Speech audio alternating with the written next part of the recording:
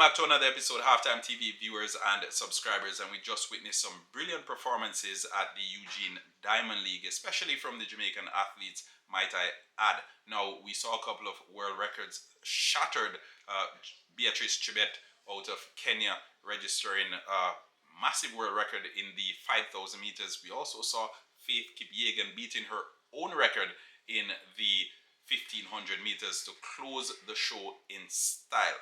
But let's get down to some of the big events that folks were anticipating here in Eugene, Oregon. First and foremost, the 100 meters for men. KISHANE Thompson was billed that it would be between him and Trayvon Bromell. That was not the case because it was virtually KISHANE Thompson against KISHANE Thompson. At 65 meters in, KISHANE was easily 4 or 5 steps ahead of the rest of the pack. And in the end, he registered 9.85 seconds easily. It seemed as if he didn't even break a sweat. We expect KISHANE Thompson to go even faster as the season progresses, but we think if he is pushed to the max or if he's posed with the right competition, then we will see the best of him. So I think KISHANE Thompson in this race, he didn't really put too much effort into it. It was all about winning the race, and he did just that. Some folks said they saw that he held on to one of his legs when he crossed the finish line, but we can't confirm if there was an injury or anything. We await confirmation in that regard. For the invitational, Jacious Sears out of the United States, she won that one with 10.85 seconds. The Jamaican pair of Brianna Williams and Alana Reid, they finished 8th and 9th respectively. And I know this is an invitational race, but still the Jamaicans, we know some fans will be left disappointed. Not dwelling on it nonetheless. Jumping over to the 100-meter hurdles for Jamaican, for women, the Jamaican Akira Nugent, she clocked 12.32 seconds to win it, and Danielle Williams, I believe she was 5th or 6th thereabout. Big race regardless. Jumping again, we're not dwelling on anything, giving you a quick recap of everything that transpired over there in Eugene, Oregon. In the 400-meter hurdles, Alison Dos Santos, he came in and he upset Ray Benjamin on home turf. Didn't beat the meet record, didn't beat any of the records, but he did just enough to win his race. Just, I think 46 point something is what he wanted in, and this is the 400-meter hurdles. On the female side, Sydney McLaughlin Lovering by herself again. Whenever she laces up those spikes, it's Sydney McLaughlin against herself, and it was no different here. Over 400 meters, she won it comfortably. Didn't have any competition whatsoever, and Sydney doing what Sydney does 9 out of 10 times. So far, I feel as if I've covered a lot of the races that folks were expecting to see or expecting to hear of.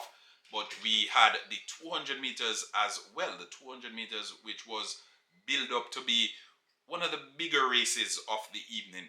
Now, close to the event or earlier today, we had Kenny Bednarek pulling out, said he felt something in the warm-up. He pulled out, so it was always going to be Let's See Let Tobago against who?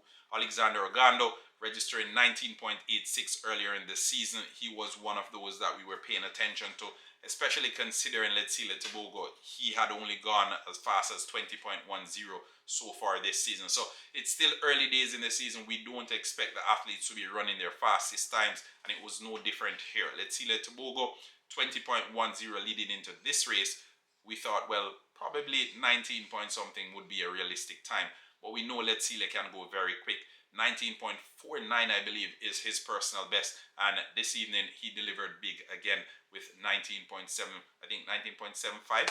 Yeah, but correct me if I'm wrong in the comment section. Let's See Let Tobago, 19.75 or 19.76 to win the 200 meters. Brian Lavelle, the Jamaican athlete, he ran out of lane number 9 and he didn't place in the top 3, but it's good to see what he looks like against these top athletes in the world. So Brian Lavelle, he knows what to do. He needs to go back to the drawing board, and again, he's being coached by Elaine Thompson's former coach, so we expect big things, and I think it's more of expectations when it comes down to the fans. And now we're going to go over to the big one, the 100 meters, and I think this is where the 100 meters for women, this is where everyone was paying attention. Everyone was looking to see who would be the person to walk away victorious. It was billed to be the world champion versus the Olympic champion, Julian Alfred was in there. We also had Sha'Carri Richardson in there. So one the world champion, one the Olympic champion. But it was neither of them because Melissa Jefferson, she powered through, having been chased all the way by Julian Alfred. She powered through the finish line to win with 10.75 seconds. I believe 10.75 seconds. She made it look easy, and Julian Alfred chasing her down all the way to the finish line. It was a race that was fitting off the curtain closer for the sprints, obviously. But I don't know. I think it's one of those where you are now anticipating the next race and you can't wait to see what is coming next. Tina Clayton, she was placed 4th in this one, and Sha'Carri Richardson, who was one of the big names in this race as well, she was placed last. So I think Sha'Carri finishing last may be a surprise. She's finished last on that field before with the three of Jamaican athletes, Shelly-Ann Fraser-Pryce and Elaine Thompson and Shericka Jackson a few years ago in that same Eugene. But we know that usually when Sha'Carri bounces back, she bounces back well. And again, it's still early days. We're still only seeing a lot of these athletes for the first time or the second time this season. The World Championship is all the way in September, roughly 60 days from now. So they will know what they need to do. They'll be going back to the drawing board and peaking when they need to peak. So again, we leave it at that for now. I'm going to turn it over to you, the Halftime TV viewers and subscribers, to hear what was your big moment from the Eugene Diamond League. Let's hear it beneath this one. Was it KISHANE Thompson's 9.85 seconds, or was it Melissa Jefferson's massive upset? Well, some may call it an upset, but maybe not. Was it Melissa Jefferson's brilliant run in the 100 meters to beat both the Olympic and the world champion over 100 meters? Let's hear it beneath this video. And remember, like, share, and subscribe. Until next time.